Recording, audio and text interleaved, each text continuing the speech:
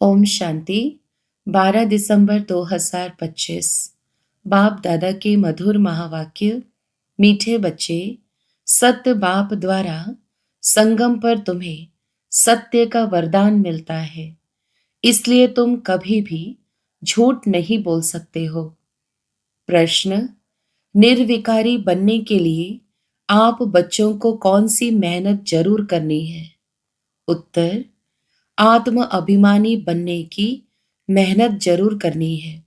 भ्रकुटी के बीच में आत्मा को ही देखने का अभ्यास करो।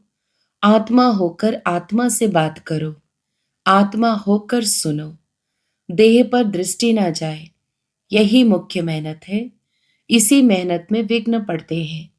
जितना हो सके यह अभ्यास करो कि मैं आत्मा हूं, मैं आत्मा हूं। गीत। ओम नमो शिवाय। ओम शांति। मीठे बच्चों को बाप ने स्मृति दिलाई है कि सृष्टि का चक्र कैसे फिरता है। अभी तुम बच्चे जानते हो। हमने बाप से जो कुछ जाना है, बाप ने जो रास्ता बताया है, वह दुनिया में कोई नहीं जानता। आपे ही पूज्य, आपे ही पुजारी का अर्थ भी तुम्हें समझाया है। जो पूज्य विश्व के मालिक बनते हैं, वही फिर पुजारी बनते हैं। परमात्मा के लिए ऐसे नहीं कहेंगे। अब तुम्हें स्मृति में आया कि यह तो बिल्कुल राइट बात है। सृष्टि के आदि मध्यांत का समाचार बाप ही सुनाते हैं, और किसको भी ज्ञान का सागर नहीं कहा जाता है। यह महिमा श्री कृष्ण की नहीं है, अभी तुम समझते हो। उनकी आत्मा अभी ज्ञान ले रही है। यह वंडरफुल बात है। बाप बिगर कोई समझा न सके। ऐसे तो बहुत साधु संत भिन्न भिन्न प्रकार के हठयोग आदि सिखलाते रहते हैं। वह सब है भक्ति मार्ग। सतयुग में तुम कोई की भी पूजा नहीं करते हो, वहां तुम पुजारी नहीं बनते हो। उनको कहा ही जाता है पूज्य देवी देवता थे, अब नहीं है। वही पूज्य फिर अब पुजारी बने हैं। बाप कहते हैं यह भी पूजा करते थे ना। सारी दुनिया इस समय पुजारी है। नई दुनिया में एक ही पूज्य देवी देवता धर्म रहता है। बच्चों को स्मृति में आया, बरोबर ड्रामा के प्लान अनुसार यह बिल्कुल राइट है। गीता एपिसोड बरोबर है। सिर्फ गीता में नाम बदल दिया है, जिसे समझाने के लिए ही तुम मेहनत करते हो। 2500 वर्ष से गीता श्री कृष्ण की समझते आए हैं। अब एक जन्म में समझ जाए कि गीता निराकार भगवान ने सुनाई। इसमें टाइम तो लगता है ना। भक्ति का भी समझाया है। झाड़ कितना लंबा चौड़ा है। तुम लिख सकते हो, बाप हमको राजयोग सिखा रहे हैं। जिन बच्चों को निश्चय हो जाता है तो वे निश्चय से समझाते भी हैं। निश्चय नहीं तो खुद भी मूंझते रहते हैं। कैसे समझाएं? कोई हंगामा तो नहीं होगा। निडर तो अभी हुए नहीं है ना। निडर तब होंगे जब पूरे देही अभिमानी बन जाए। डरना तो भक्ति मार्ग में होता है। तुम सब हो महावीर। दुनिया में तो कोई नहीं जानते कि माया पर जीत कैसे पहनी जाती है। तुम बच्चों को अब स्मृति में आया है। आगे भी बाप ने कहा था मन मना भव। पतित पावन बाप ही आकर यह समझाते हैं। भल गीता में अक्षर हैं, परंतु ऐसे कोई समझाते नहीं। बाप कहते हैं बच्चे देही अभिमानी भव। गीता में अक्षर तो है ना, आटे में नमक मिसल। हर एक बात का बाप निश्चय बिठाते हैं। निश्चय बुद्धि विजयंती। तुम अभी बाप से वर्षा ले रहे हो। बाप कहते हैं गृहस्थ व्यवहार में भी जरूर रहना है। सबको यहाँ आकर बैठने की दरकार नहीं। सर्विस करनी है, सेंटर्स खोलने हैं। तुम हो सेल्वेशन आर्मी। ईश्वरीय मिशन होना। पहले शुद्र मायावी मिशन के थे, अभी तुम ईश्वरीय मिशन के बने हो। तुम्हारा महत्व बहुत है। इन लक्ष्मी नारायण की क्या महिमा है। जैसे राजाएं होते हैं वैसे राज्य करते हैं। बाकी इन्हों को कहेंगे सर्वगुण संपन्न, विश्व का मालिक। क्योंकि उस समय और कोई राज्य नहीं होता। अभी बच्चे समझ गए हैं विश्व के मालिक कैसे बने। अभी हम सो देवता बनते हैं, तो फिर उन्हों को माथा कैसे झुका सकेंगे। तुम नॉलेजफुल बन गए हो, जिनको नॉलेज नहीं है वह माथा टेकते रहते हैं। तुम सबके ऑक्यूपेशन को अभी जान गए हो। चित्र रॉन्ग कौन से हैं, राइट कौन से हैं, वह भी तुम समझा सकते हो। रावण राज्य का भी तुम समझा सकते हो। यह रावण राज्य है, इनको आग लग रही है। भनभोर को आग लगनी है। भनभोर विश्व को कहा जाता है। अक्षर जो गाए जाते हैं उन पर समझाया जाता है। भक्ति मार्ग में तो अनेक चित्र बनाए हैं। वास्तव में असूल होती है शिव बाबा की पूजा, फिर ब्रह्मा विष्णु शंकर की त्रिमूर्ति जो बनाते हैं वह राइट है। फिर यह लक्ष्मी नारायण, बस त्रिमूर्ति में ब्रह्मा सरस्वती भी आ जाते हैं। भक्ति मार्ग में कितने चित्र बनाते हैं। हनुमान की भी पूजा करते हैं। तुम महावीर बन रहे हो ना। मंदिर में भी कोई की हाथी पर सवारी, कोई की घोड़े पर सवारी दिखाई है। अब ऐसी सवारी थोड़े ही है। बाप कहते हैं महारथी। महारथी माना हाथी पर सवार, तो उन्होंने फिर हाथी की सवारी बना दी है। यह भी समझाया है कैसे गज को ग्राह खाते हैं। बाप समझाते हैं जो महारथी है, कभी कभी उनको भी माया ग्राह हप कर लेती है। तुमको अभी ज्ञान की समझ आई है। अच्छे अच्छे महारथियों को माया खा जाती है। यह है ज्ञान की बातें, इनका वर्णन कोई कर ना सके। बाप कहते हैं निर्विकारी बनना है, दैवी गुण धारण करने हैं। कल्प कल्प बाप कहते हैं काम महाशत्रु है, इसमें है मेहनत, इस पर तुम विजयी पाते हो। प्रजापिता के बने तो भाई बहन हो गए। वास्तव में असल तुम हो आत्माएं। आत्मा आत्मा से बात करती है, आत्मा ही इन कानों से सुनती है। यह याद रखना पड़े, हम आत्मा को सुनाते हैं, देह को नहीं। असल में हम आत्माएं भाई भाई हैं, फिर आपस में भाई बहन भी हैं। सुनाना तो भाई को होता है, दृष्टि आत्मा तरफ जानी चाहिए।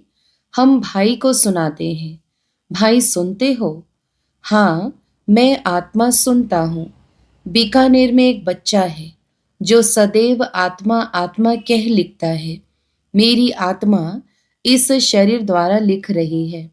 मुझ आत्मा का यह विचार है, मेरी आत्मा यह करती है। तो यह आत्मा अभिमानी बनना मेहनत की बात है ना। मेरी आत्मा नमस्ते करती है। जैसे बाबा कहते हैं रूहानी बच्चे, तो भ्रकुटी तरफ देखना पड़े। आत्मा ही सुनने वाली है। आत्मा को मैं सुनाता हूँ। तुम्हारी नजर आत्मा पर पड़नी चाहिए। आत्मा भ्रकुटी के बीच में है। शरीर पर नजर पड़ने से विघ्न आते हैं। आत्मा से बात करनी है, आत्मा को ही देखना है। देह अभिमान को छोड़ो। आत्मा जानती है बाप भी यहाँ भ्रकुटी के बीच में बैठा है। उनको हम नमस्ते करते हैं। बुद्धि में यह ज्ञान है हम आत्मा है, आत्मा ही सुनती है। यह ज्ञान आगे नहीं था। यह देह मिली है पार्ट बचाने के लिए, इसलिए देह पर भी नाम रखा जाता है। इस समय तुमको देही अभिमानी बन वापस जाना है। यह नाम रखा है पार्ट बजाने। नाम बिगर तो कारोबार चल ना सके। वहां भी कारोबार तो चलेगी ना। परंतु तुम सतो प्रधान बन जाते हो, इसलिए वहां कोई विकर्म नहीं बनेंगे। ऐसा काम ही तुम नहीं करेंगे जो विकर्म बने। माया का राज्य ही नहीं। अब बाप कहते हैं तुम आत्माओं को वापस जाना है। यह तो पुराने शरीर है, फिर जाएंगे सतयुग त्रेता में। वहां ज्ञान की दरकार ही नहीं। यहाँ तुमको ज्ञान क्यों देते हैं? क्योंकि दुर्गति को पाए हुए हो। कर्म तो वहां भी करना है, परंतु वह अकर्म हो जाता है। अब बाप कहते हैं हथ कार्डे। आत्मा याद बाप को करती है। सतयुग में तुम पावन हो, तो सारी कारोबार पावन होती है। तमो प्रधान रावण राज्य में तुम्हारी कारोबार खोटी हो जाती है। इसलिए मनुष्य तीर्थ यात्रा आदि पर जाते हैं। सतयुग में कोई पाप करते नहीं जो तीर्थों आदि पर जाना पड़े। वहां तुम जो भी काम करते हो वह सत्य ही करते हो। सत्य का वरदान मिल गया है, विकार की बात ही नहीं। कारोबार में भी झूठ की दरकार नहीं रहती। यहाँ तो लोभ होने के कारण मनुष्य चोरी ठगी करते हैं। वहां यह बातें होती नहीं। ड्रामा अनुसार तुम ऐसे फूल बन जाते हो। वह है ही निर्विकारी दुनिया। यह है विकारी दुनिया। सारा खेल बुद्धि में है। इस समय ही पवित्र बनने के लिए मेहनत करनी पड़े। योग बल से तुम विश्व के मालिक बनते हो। योग बल है मुख्य। बाप कहते हैं भक्ति मार्ग के यज्ञ तप आदि से कोई भी मेरे को प्राप्त नहीं करते। सतो रजो तमो में जाना ही है। ज्ञान बड़ा सहज और रमणीक है। मेहनत भी है। इस योग की ही महिमा है जिससे तुमको सतो प्रधान बनना है। तमो प्रधान से सतो प्रधान बनाने का रास्ता बाप ही बतलाते हैं। दूसरा कोई यह ज्ञान दे न सके। भल कोई चंद्रमा तक चले जाते हैं, कोई पानी से चले जाते हैं, परंतु वह कोई राजयोग नहीं है। नर से नारायण तो नहीं बन सकते। यहाँ तुम समझते हो हम आदि सनातन देवी देवता धर्म के थे जो फिर अब बन रहे हैं। स्मृति आई है, बाप ने कल्प पहले भी यह समझाया था। बाप कहते हैं निश्चय बुद्धि विजयंती। निश्चय नहीं तो वह सुनने आएंगे ही नहीं।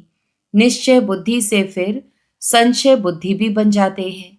बहुत अच्छे अच्छे महारथी भी संशय में आ जाते हैं। माया का थोड़ा तूफान आने से देह अभिमान आ जाता है।